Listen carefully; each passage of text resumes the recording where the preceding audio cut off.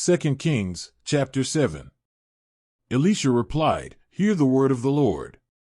This is what the Lord says, about this time tomorrow, a seah of the finest flour will sell for a shekel and 2 seahs of barley for a shekel at the gate of Samaria." The officer on whose arm the king was leaning said to the man of God, "Look, even if the Lord should open the floodgates of the heavens, could this happen?" "You will see it with your own eyes," answered Elisha, "but you will not eat any of it." Now there were 4 men with leprosy at the entrance of the city gate. They said to each other, "Why stay here until we die? If we say, 'We'll go into the city,' the famine is there, and we will die.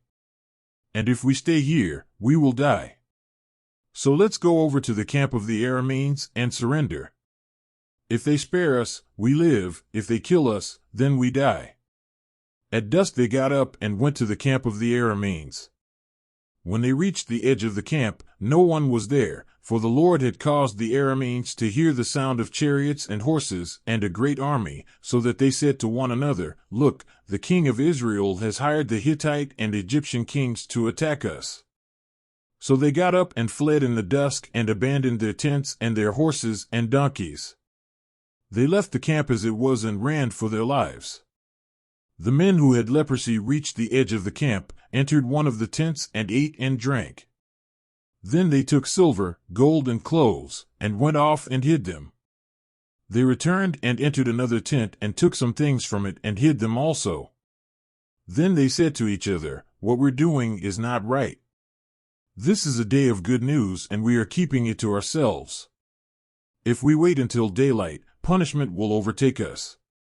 Let's go at once and report this to the royal palace." So they went and called out to the city gatekeepers and told them, "We went into the Aramean camp and no one was there, not a sound of anyone, only tethered horses and donkeys, and the tents left just as they were." The gatekeepers shouted the news, and it was reported within the palace. The king got up in the night and said to his officers, "I will tell you what the Arameans have done to us. They know we are starving, so they have left the camp to hide in the countryside, thinking, 'They will surely come out, and then we will take them alive and get into the city.'" One of his officers answered, "Have some men take 5 of the horses that are left in the city. Their plight will be like that of all the Israelites left here. Yes, they will only be like all these Israelites who are doomed. So let us send them to find out what happened." So they selected 2 chariots with their horses, and the king sent them after the Aramean army. He commanded the drivers, "Go and find out what has happened." They followed them as far as the Jordan, and they found the whole road strewn with the clothing and equipment the Arameans had thrown away in their headlong flight. So the messengers returned and reported to the king. Then the people went out and plundered the camp of the Arameans. So a seah of the finest flour sold for a shekel, and 2 seahs of barley sold for a shekel, as the Lord had said. Now the king had put the officer on whose arm he leaned in charge of the gate, and the people trampled him in the gateway, and he died, just as the man of God had foretold when the king came down to his house. It happened as the man of God had said to the king, "About this time tomorrow, a seah of the finest flour will sell for a shekel and 2 seahs of barley for a shekel at the gate of Samaria." The officer had said to the man of God, "Look, even if the Lord should open the floodgates of the heavens, could this happen?"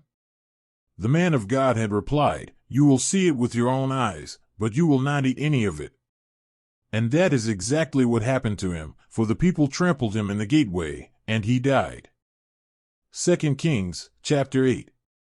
Now Elisha had said to the woman whose son he had restored to life, "Go away with your family and stay for a while wherever you can, because the Lord has decreed a famine in the land that will last 7 years." The woman proceeded to do as the man of God said. She and her family went away and stayed in the land of the Philistines 7 years. At the end of the 7 years she came back from the land of the Philistines and went to appeal to the king for her house and land. The king was talking to Gehazi, the servant of the man of God, and had said, "Tell me about all the great things Elisha has done." Just as Gehazi was telling the king how Elisha had restored the dead to life, the woman whose son Elisha had brought back to life came to appeal to the king for her house and land.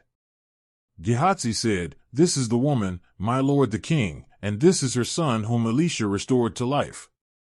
The king asked the woman about it, and she told him. Then he assigned an official to her case and said to him, "Give back everything that belonged to her, including all the income from her land from the day she left the country until now." Elisha went to Damascus, and Ben-Hadad king of Aram was ill.